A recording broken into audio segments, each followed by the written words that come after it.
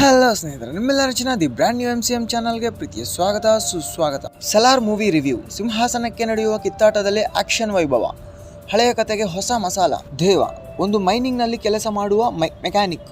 ಆತನಿಗೆ ತಾನಾಯಿತು ತನ್ನ ತಾಯಿ ಆಯಿತು ಎಂಬುದಷ್ಟೇ. ಇಬ್ಬರು ಮಾಡುವ ಕೆಲಸವನ್ನು ಒಬ್ಬನೇ ಮಾಡುವಷ್ಟು ತಾಕತ್ತಿರುವ ವ್ಯಕ್ತಿ. ಆದರೂ ತಲೆಬಾಗಿಸಿ ನಡೆಯುತ್ತಾನೆ. ತಡವಾಗಿ ಬಂದರೆ ಬೈಯುವ ಅಮ್ಮನ ಮಾತಿಗೆ ಚಿಕ್ಕ ಮಗುವಿನಂತೆ ಭಯ ಬೀಳುತ್ತಾನೆ. ಆತ ಯಾರ ಮೇಲೂ ಕೈ ಮಾಡುವವನಲ್ಲ. ಆದರೆ ಆತ ಎಲ್ಲರೂ ಅಂದುಕೊಂಡಂತಲ್ಲ. ಆತನಿಗೆ ಒಂದು ಕರಾಳವಾದ ಇತಿಹಾಸ ಇದೆ. ಒಳ್ಳೆಯ ಗೆಳೆಯನಿದ್ದಾನೆ. ದೇವನಿಗೆ ಇರೋ ಇತಿಹಾಸ ಏನು? ಅವನು ಸೈಲೆಂಟ್ ಆಗಿದ್ದೇಕೆ ಎಂಬ ಹಲವು ಪ್ರಶ್ನೆಗಳು ಹುಟ್ಟಿಕೊಳ್ಳುತ್ತವೆ. ಒಂದಷ್ಟು ಪ್ರಶ್ನೆಗಳಿಗೆ ಮೊದಲ ಭಾಗದಲ್ಲಿ ಉತ್ತರ ಸಿಕ್ಕರೆ ಮತ್ತಷ್ಟು ಪ್ರಶ್ನೆಗಳಿಗೆ ಎರಡನೇ ಪಾರ್ಟ್ಗಾಗಿ ಕಾಯಬೇಕಾಗುತ್ತದೆ. ಪ್ರಭಾಸ್ ಅವರಿಂದ ಅಭಿಮಾನಿಗಳು ಮಾಸ್ ಹೆಚ್ಚು ಇಷ್ಟಪಡುತ್ತಾರೆ. ಈ ಬಾರಿ ಮಾಸ್ ದ್ವಿಗುಣವಾಗಿದೆ. ಎರಡೂ ಶೇಡ್ನಲ್ಲಿ ಪ್ರಭಾಸ್ ಗಮನ ಸೆಳೆದಿದ್ದಾರೆ. ಸೈಲೆಂಟ್ ಆಗಿರುವಾಗ ಪ್ರಭಾಸ್ ಕಣ್ಣುಗಳು ಮಾತನಾಡುತ್ತವೆ. ವೈಲೆಂಟ್ ಆದಾಗ ಅವರ ಕೈಯಲ್ಲಿರುವ ಕತ್ತಿ ಶಬ್ದ ಮಾಡುತ್ತದೆ. ಸಿನಿಮಾ ಉದ್ದಕ್ಕೂ ಪ್ರಭಾಸ್ ಪಾತ್ರ ಹೈಲೈಟ್ ಆಗಿದ್ದರೆ, ಕಾಟೇರ ದೇವರ ಎದುರಿನ ಫೈಟ್ನಲ್ಲಿ ಅಭಿಮಾನಿಗಳಿಗೆ ಅಕ್ಷರಶಃ ಮೈರೋಮ ಎದ್ದು ನಿಲ್ಲುವಂತೆ ಮಾಡುತ್ತಾರೆ ಪ್ರಭಾಸ್ ರೀತಿಯ ಹಲವು ಪಾತ್ರಗಳು ಹೈಲೈಟ್ ಆಗಿವೆ. ಪೃಥ್ವಿರಾಜ್ ಸುಕುಮಾರನ್ ಅವರು ವರದ ಆಗಿ ದೇವನ ಫ್ರೆಂಡ್ ಆಗಿ ಮಿಂಚಿದ್ದಾರೆ. ಅವರ ಪಾತ್ರ ಕೂಡ ಸಾಕಷ್ಟು ತೂಕ ಹೊಂದಿದೆ. ಅವರು ಪಾತ್ರವನ್ನು ಜೀವಿಸಿದ್ದಾರೆ.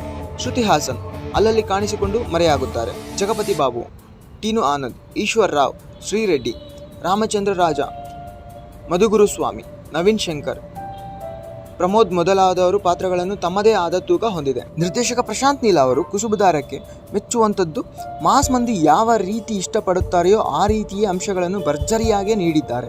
ಸಣ್ಣ ಸಣ್ಣ ವಿಚಾರಕ್ಕೂ ಹೆಚ್ಚು ತೂಕ ನೀಡಿದ್ದಾರೆ. ಈ ರೀತಿಯ ವಿಚಾರಗಳು ಪ್ರೇಕ್ಷಕರಿಗೆ ಹೆಚ್ಚು ಸೆಳೆದಿವೆ. ಹೀರೋ ಪಾತ್ರಗಳ ತೂಕ ಹೆಚ್ಚಿಸಲು ಏನೆಲ್ಲ ಬೇಕೋ ಅದನ್ನು ಅವರು ಮಾಡಿದ್ದಾರೆ. ಕೆಲವು ದೃಶ್ಯಗಳು, ಸೆಟ್ಟುಗಳು KGF 2, ಉಗ್ರಂ ಚಿತ್ರಗಳನ್ನು ನೆನಪಿಸಿದರೂ ಉಳಿದ ವಿಚಾರಗಳು ಮುಂದೆ ಇವು ಗೌಣ ಎನ್ನಿಸುತ್ತವೆ. ತೆರೆ ಮೇಲೆ ಅಬ್ಬರಿಸುವ ಪ್ರತಿ ಪಾತ್ರದ ಹಿಂದೆ ಪ್ರಶಾಂತ್ ನೀಲ್ ಶ್ರಮ ಇದೆ ಎಂಬುದನ್ನು ಒಪ್ಪಲೇಬೇಕು. ಕಾನ್ಸರ್ ನಗರದ ಕಲ್ಪನೆಗೆ ಮೆಚ್ಚಲೇಬೇಕು. ಆರ್ಟ್ ವರ್ಕ್ ವಿಚಾರದಲ್ಲಿ ಶಿವಕುಮಾರ್ ಅವರು ಹೆಚ್ಚು ಅಂಕ ಗಿಟ್ಟಿಸಿಕೊಂಡಿದ್ದಾರೆ. ಈ ಸಿನಿಮಾದಲ್ಲಿ ನೆಗೆಟಿವ್ ಅಂಶಗಳು ಇವೆ. ವೇಗವಾಗಿ ಸಾಗುವ ಮೊದಲರ್ಧ ದ್ವಿತೀಯ ಭಾಗದಲ್ಲಿ ಸ್ಪೀಡ್ ಕಳೆದುಕೊಳ್ಳುತ್ತದೆ. ಕನ್ನಡ ಸಿನಿಪ್ರಿಯರಿಗೆ ಉಗ್ರಂ ಸಿನಿಮಾ ನೆನಪಾಗುತ್ತದೆ. ಕೆಲವು ಕಡೆಗಳಲ್ಲಿ BGM ಅಬ್ಬರವೇ ಹೆಚ್ಚಿದೆ. ರಕ್ತವನ್ನು ನೀರಿನಂತೆ ಹರಿಸುತ್ತಾರೆ. ಕೆಲವರಿಗೆ ಅದನ್ನು ಅರಗಿಸಿಕೊಳ್ಳುವುದು ಕಷ್ಟ ಎನ್ನಿಸಬಹುದು. ಲಾಜಿಕ್ಗಳನ್ನು ಮೂಟೆ ಕಟ್ಟಿ ಇಡಲಾಗಿರುವುದರಿಂದ ಯಾರೂ ಈ ಬಗ್ಗೆ ಪ್ರಶ್ನೆ ಮಾಡುವಂತಿಲ್ಲ. ಸೊ ಓವರ್ ಆಲ್ ಈ ಚಿತ್ರಕ್ಕೆ ನಾನು 5/3 ರೇಟಿಂಗನ್ನು ಕೊಡುತ್ತೇನೆ. ಸೊ ನೋಡಿದ್ರಲ್ವ ಗೈಸ್, ಇದಾಗಿತ್ತು ಇವತ್ತಿನ ಈ ವಿಡಿಯೋ.